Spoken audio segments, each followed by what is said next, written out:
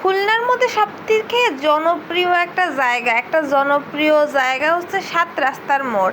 এই সাত রাস্তার মোড়ে আমি যাব, আর এই জায়গার এই গ্রিলটা আমি খাবো না, এটা আসলে হতেই পারে না। কারণ এই জায়গার গ্রিলটা আমার অনেক অনেক অনেক মজা লাগে, জম্মের মজা লাগে।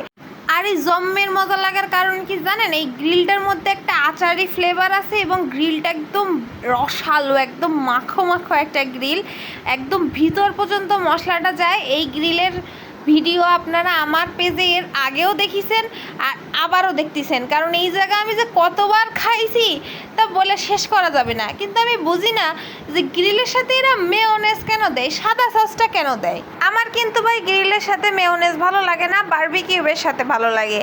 যাই হোক, অনেকের আছে এক এক রকম চয়েস, আপনাকে ভালো লাগলে আপনারা এটা দিয়ে খাবেন, দরকার হলে চেয়ে নিয়ে খাবেন। ওনাদের ব্যবহার কিন্তু খুবই ভালো।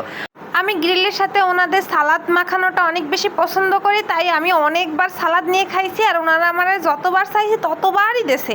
গ্রিলটা 120 টাকা করে নেয়। এত রসালো মাখো মাখো একটা গ্রিল আপনারা কিন্তু মিস করবেন না। সাত রাস্তার মোড়ে শামীম হোটেলের পাশে বেল্লাল হোটেল, এখানে চলে যাবেন।